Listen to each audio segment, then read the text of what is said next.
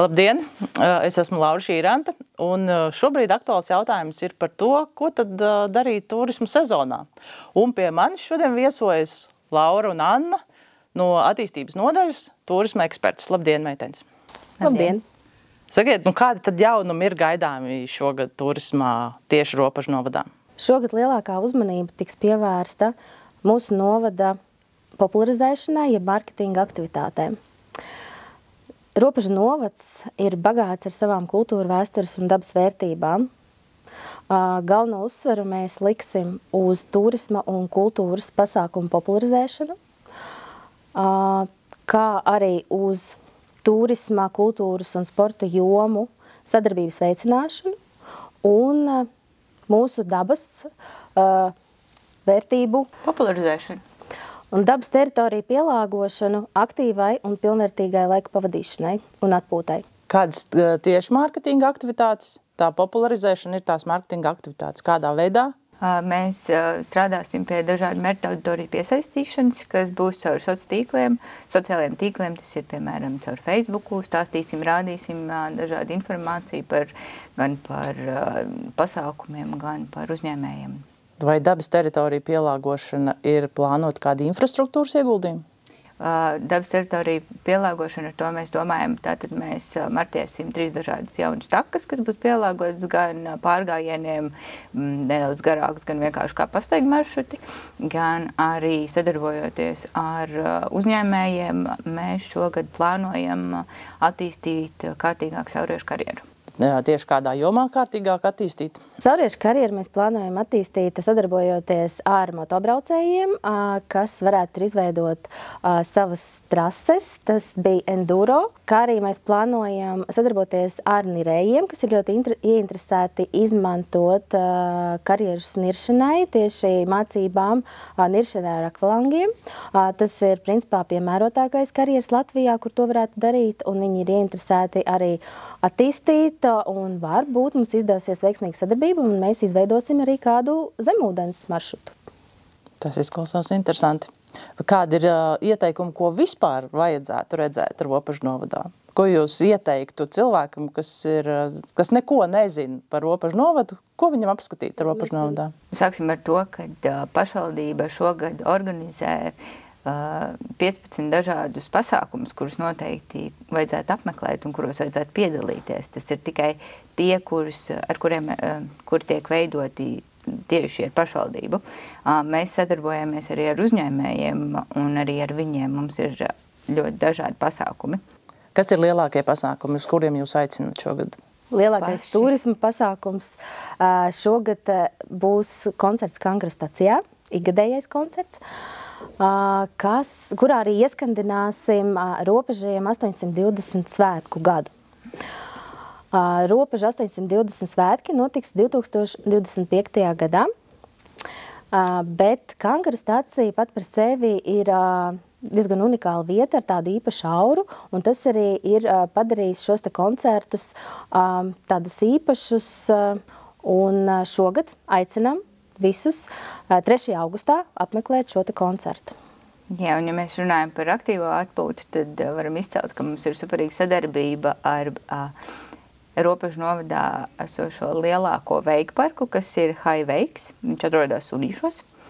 Un šogad jau no pagājušā gada veidojot šo sadarbību, arī šogad mums būs 2 pasākumi kopā ar viņiem, kuri būs bez maksas. Attiecīgi, ja tu esi deklarēts Ropažu novadā, tad varēsi doties, tagad visi save the date, 5. jūnijā un 24. augustā varēs braukt ar veikiem bez maksas.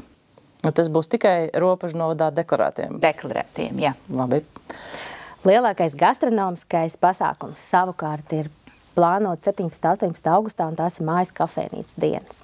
Šajās dienās mūsu novadnieki vērs vaļā savas mājas kafēnīcas, un būs iespēja baudīt gan garšīgu ēdienu, gan arī atbalstīt novadniekus. Tā kā aicinām meklēt informāciju, piedalīties pasākumā, vēl ir iespēja pieteikties arī kā dalībniekiem, un arī apmeklēt kā apmeklētājiem un atbalstīt savus novadniekus.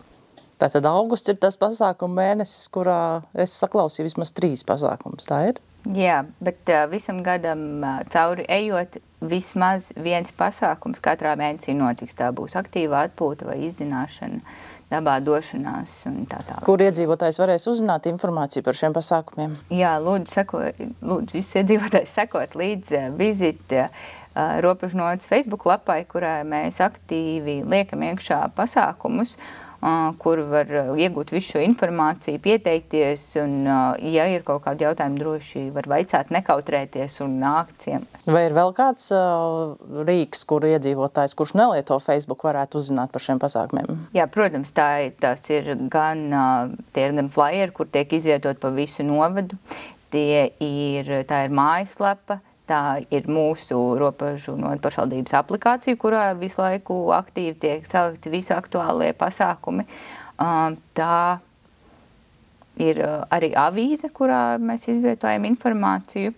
Būtībā, pat ja netiek lietots dators, avīzē vienmēr var atrast informāciju, un arī plakāti tiek izvietot pa novadu. Ar ko Robežnovads atšķiras no citām Pierīgas teritorijām? Kas šeit ir tāds unikāls, ko vajag braukt un redzēt? Pirmkārt, mēs atšķiramies ar to, ka mēs esam Pierīgas zaļākais novads, ja mēs to tā varam teikt. Mums ir vislielākās meža platības, ko mēs arī attīstam un kur mēs darbojamies. Covid mums ir pierādījis lieliski, cik svarīgs mums ir mežs un cik svarīgs mums ir svaigs gaiss un tā taka, kur ir iezīmēta un ka mēs varam pa viņu doties un piedzīvot. Un pagājušā gada nogalē tika apstiprināti jauni ministra kabineta noteikumi par dabas liegumiem, un mums ir novadā 2 jauni dabas liegumi, kas ir Ķivuļurga un Tumšupes meži. Attiecīgi mēs varam turpināt saglabāt savu floru un faunu un attīstīt šo infrastruktūru. Un cik mēs zinām, tad liela daļa Garkalnes pagastā esošo mežu nepiedara pašvaldībai. Vai jums ir kāda sadarbība ar īpašnieku, kas šai gadījumā ir Rīgas meži?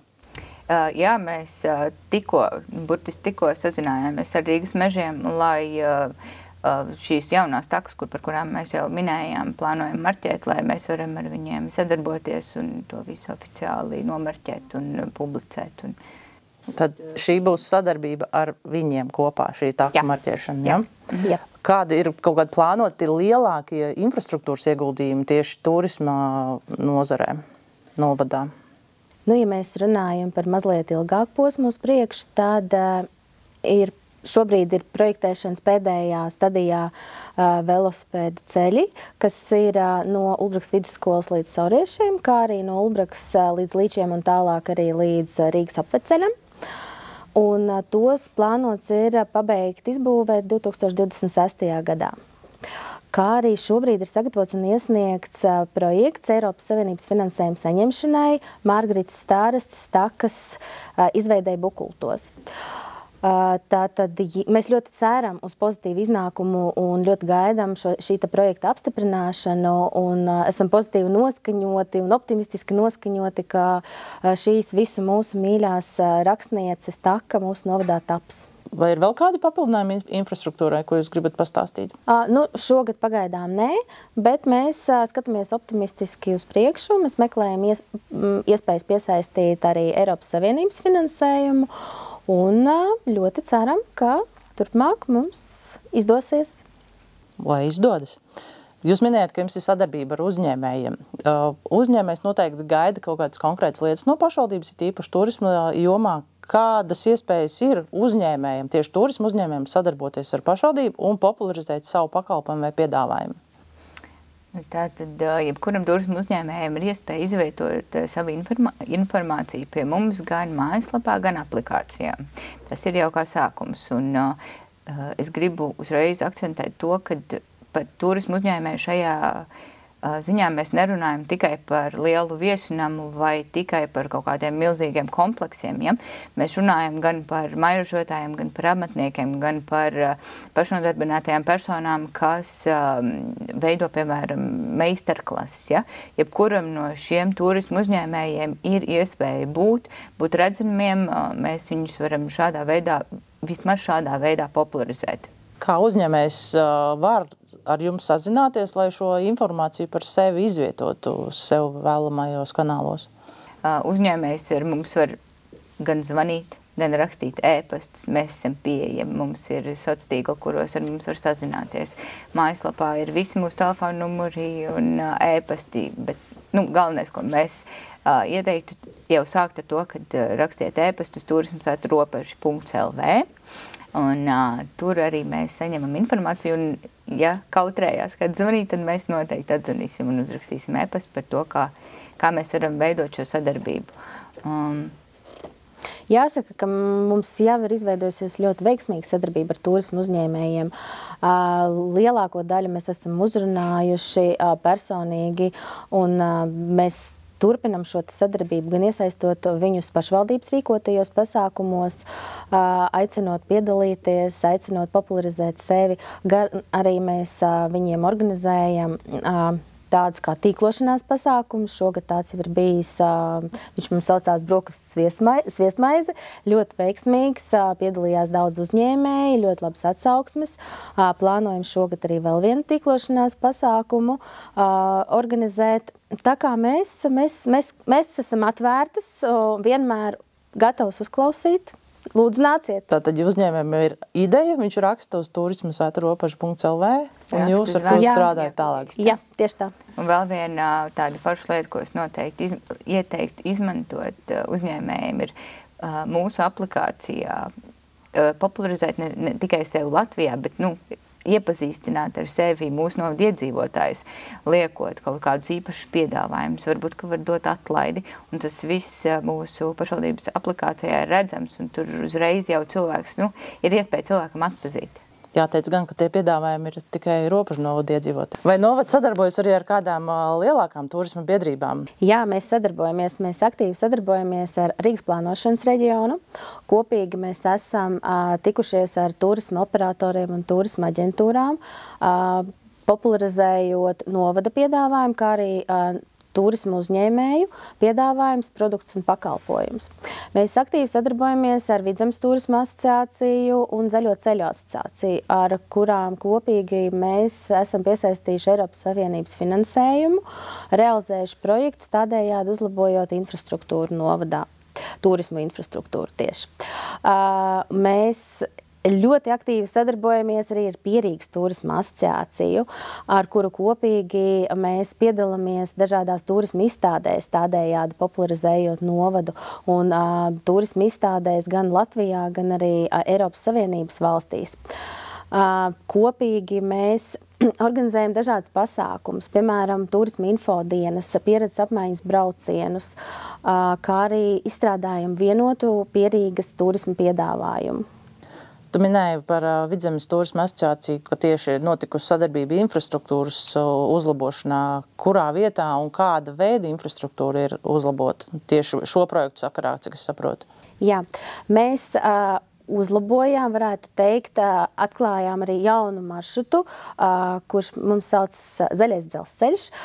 Tā ir dzelzceļa līnija, bijušais dzelzceļš Rīga-Ērgļi, posmā no Cekulas līdz pat Augšciemam ir uzstādītas autosatiksmi ierobežojušās barjeras, un mēs plānojam šo te dzelzceļa līnijas posmu atvēlēt gājējiem un riteņbraucējiem, un šogad mēs ceram, ka tiks uzstādīts arī zīmes un pilnībā slēgta šī te autosatiksme, kur mēs, protams, kā lūdzam sapratni tos cilvēkus, kas izmanto, braucot ar savu autotransportu pa šo te dzelzceļa līniju.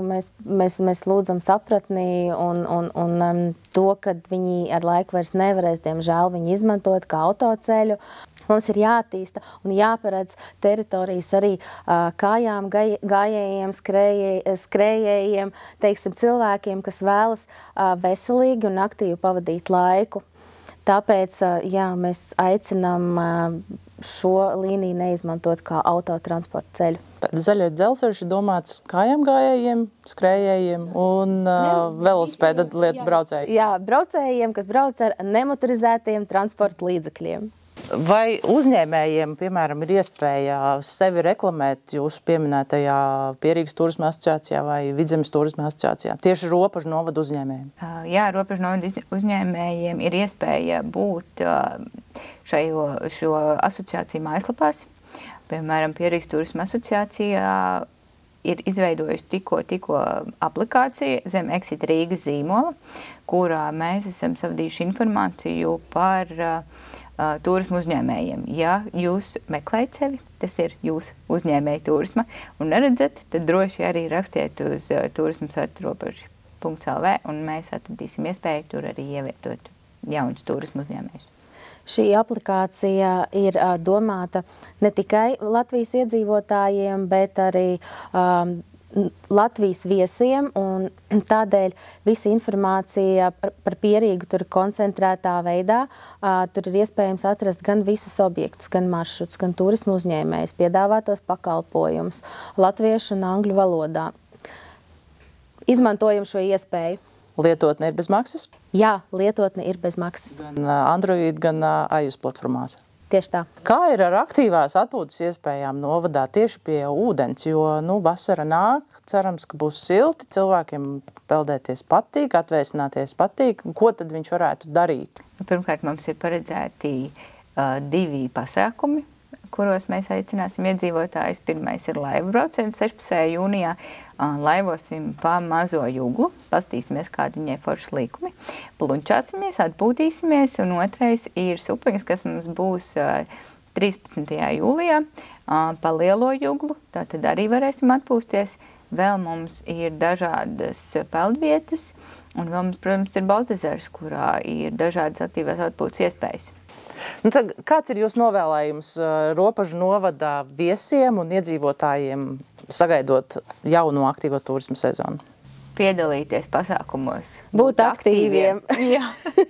Būt aktīviem, izmantot gan pašvaldības piedāvātos iespējas piedalīties dažādos pasākumos, gan arī meklēt iespējas un sadarboties ar turismu uzņēmējiem, tiem, kas piedāvā dažādus aktīvos atpūtas veidus, un tie ir ļoti dažādi, gan ūdens aktīvās atpūtas veidi, gan dažādi zemes atpūtas veidi, gan arī, piemēram, braukt ar džipiem, braukt ar laivām, aktīvi pavadīt laiku. Galvenais ir doties un iepazīt patiesībā savu novadu, jo mēs taču pat nezinām, kas mums ir blakus pagastā vai blakus ielā, kur mēs katru dienu braucam garām. Tāpēc dodamies un iepazīstam. Un saglabājam pirmos pasākumu datums. Jā. 12. maijs Krāma tirgus Robežos, Robežu tirgus laukumā, un 5. jūnijas Haiveika. Paldies, meitenes! Un ja jums ir vēl kādi jautājumi, ko jūs gribētu mums uzdot, rakstiet uz mediju@robežu.lv, un mēs mēģināsim uz tiem atbildēt.